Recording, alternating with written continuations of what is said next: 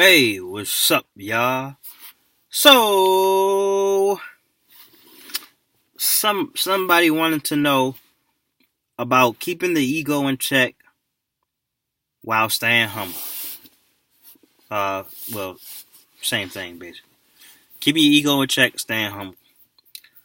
One thing that was brought to my attention recently, and I never really thought about it too much, is fear.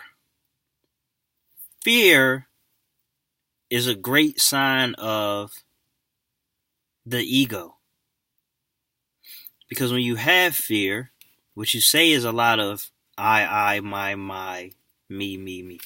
All right, so I'm afraid. I'm afraid that this won't work out. I'm afraid that I won't get a job.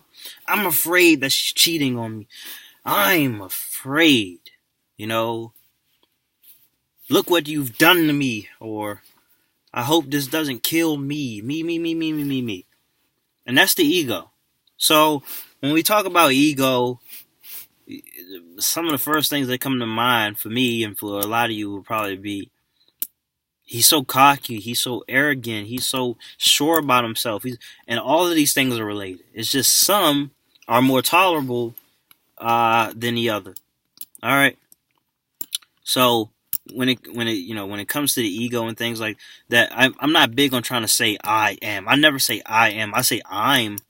And also I watch what I say after that, because I've watched too many goddamn documentaries apparently, and I am is supposed to be referring to God, the God that you are within the flesh. Okay, my understanding is that you aren't the flesh. You're something deeper than that. You aren't the brain, but the spirit that lives inside, the soul that lives inside, that resides in this body, this illusion, this matrix. And someday it'll be over and you depart. And this flesh is get all burned, and maggots eat you if you go in the ground, whatever it is, I don't know. But the soul lives on and will come back as something else, or maybe a tree, or a bunny rabbit, or a child again. Oh God, please don't let me come back. Just contain my soul. That is me.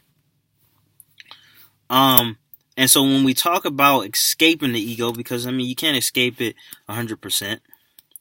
And you hear Eckhart Tolle talk about it in his books.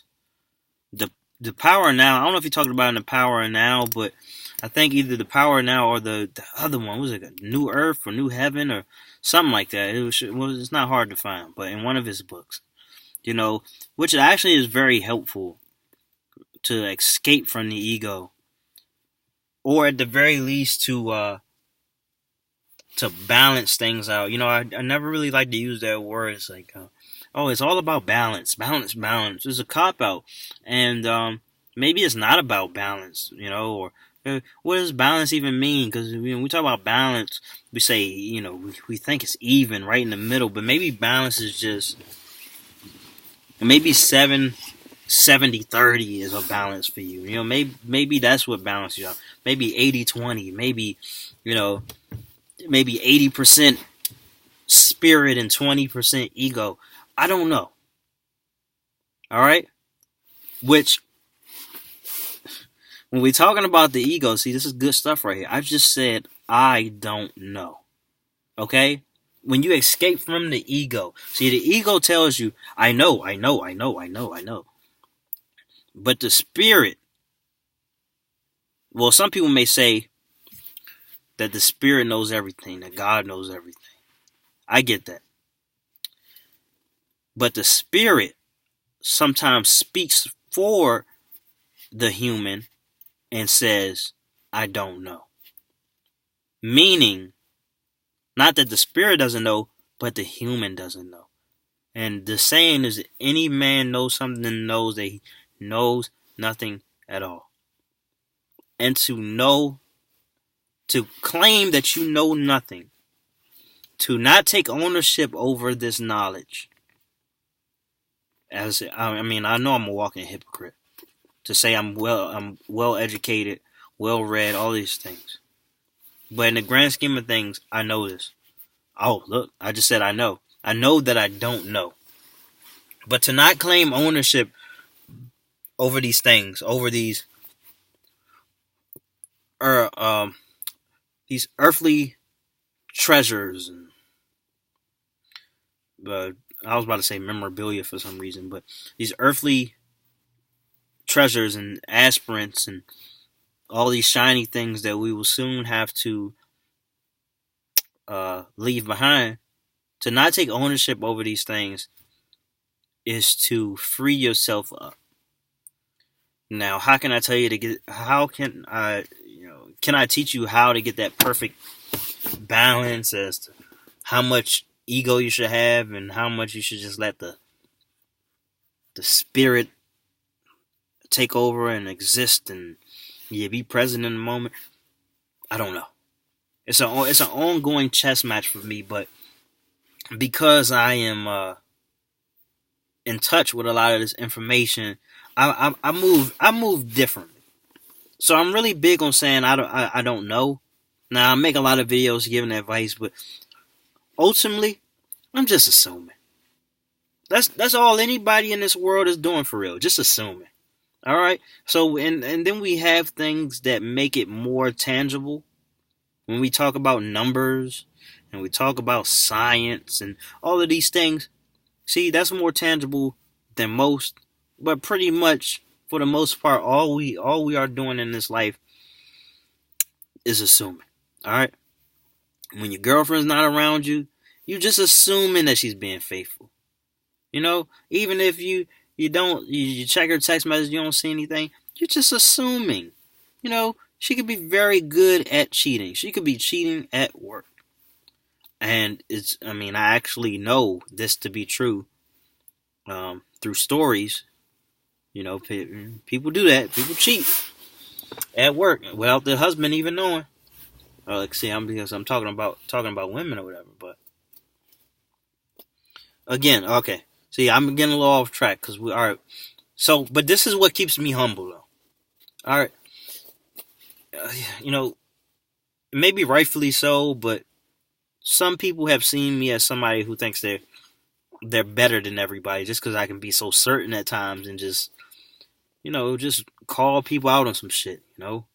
Maybe even some name calling in there, calling people sheep or whatever. Or think I'm better than everybody because I think I know a little something. But that's not the truth. All right, life has beaten me down to the point where it's like I don't feel the need to try to get power from beating somebody else down. I want to make my life better, man, and I just don't want to do that by way of stepping on other people. Life has a funny way of returning the favor.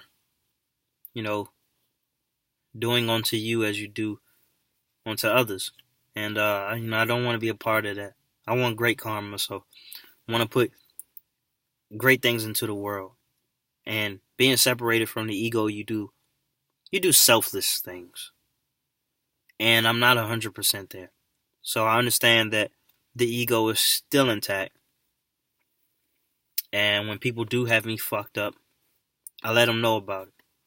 But even that's dying down because if it's not advancing this flesh, it's not advancing this storyline, then, well, if I'm going to be engaged with the ego, it better be for the good of it.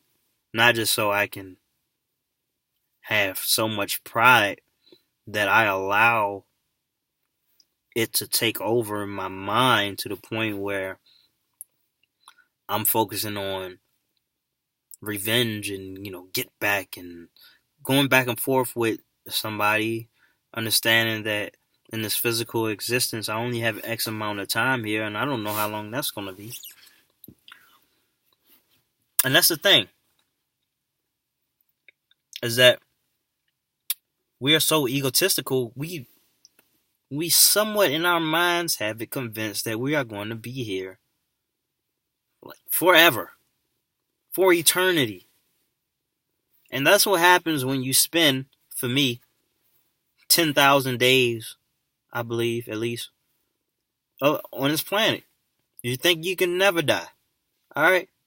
So, when you say, oh, yeah, man, I'll do that next week.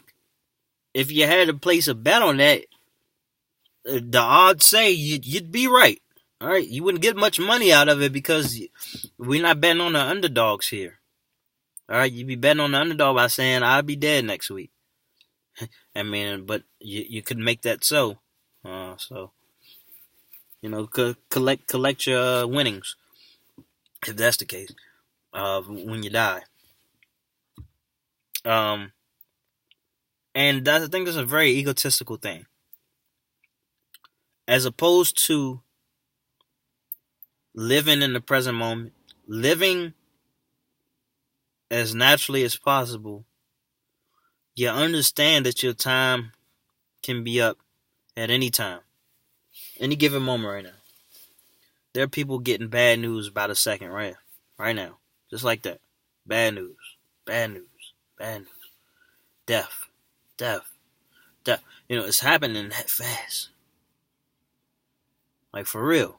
It's probably happening even faster if you're taking the other living beings. Getting slaughtered. Getting stepped on. Getting abused. All of these things are happening right now. And what frees you up to live a great life, as I'm kind of coming to that conclusion right now, and I probably have before, but at this very moment, what's speaking to me right now is understanding that I could be dead soon.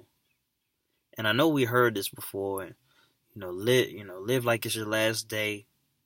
But that's especially apparent right now when I talk about this.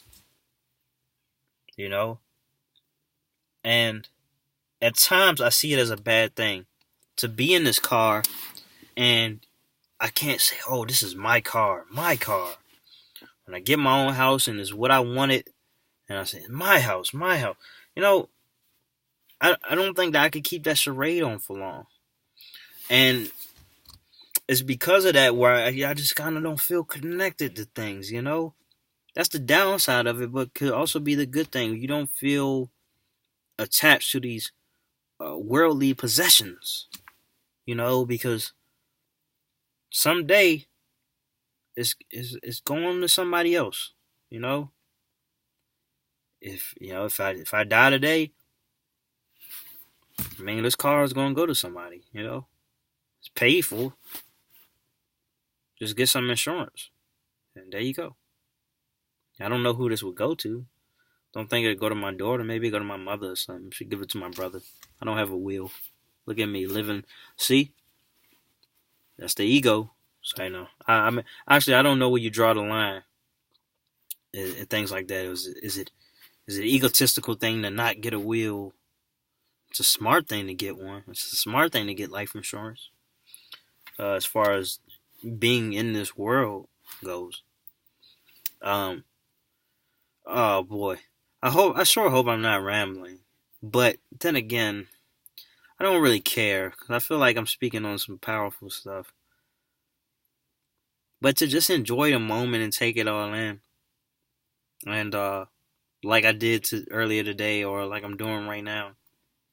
Just looking at animals. I see a bird right here, but there was a squirrel in my grandma's front yard. Man, the damn squirrel was like in heaven, because my grandma, she threw out some bread, and the squirrel was like ecstatic. I mean, it was going like eating the bread and running away and going back to it and picking it up and going on the fence and eating it. Then very natural thing, very instinctual. So we gotta trust a great deal of our instincts without allowing ourselves to suffer, to perish and all that. Now, obviously, you're going to have to check in with your ego. You're going to have to use your ego for things and, do the society's work or whatever it may be. But when you start detaching yourself from a lot of the things that tie you to this world, it really frees you up. It makes you lighter. So you start floating and things like that. And that's one thing that I wasn't necessarily prepared to. I couldn't anticipate that I would get to the point where that's the thing that does it for me. So I know that I mentioned when I try to go into doing things, I didn't mention in this video, but in one of these videos I just recorded, was that when I go into doing things, I kind of treat it like I'm a professional. And one of the things that just kind of frees me up when I go to do some things, or like, let's say I go to write and I just don't let fear get to me, or what people may have to say about it, or how they will respond to it. It's just that I just go at it with well, I'm just doing this because this is what feels right. And I'm doing what feels right. And when you do what feels right without necessarily having to explain it to yourself or to anybody, or try to find justifications as to why not to do it and how to do it, then that's pushing the ego even further away. Because the thing is, you got to get the ego to trust the spirit and not the other way around. So I believe, I just that's just kind of flowed through me. I didn't even think about it, but when I get back and really have an introspection and reflect on that, I think I may come to the same conclusion. Trust has to be had in that regard. Actually, I want to think about that. Did I say the ego has to trust the spirit, or the spirit has to trust the ego? Yeah, yeah, yeah. So you gotta force the ego to respect the spirit. All right, and then it gets quiet. It's in the background, waiting for when it is needed. All right. So with that being said, take care.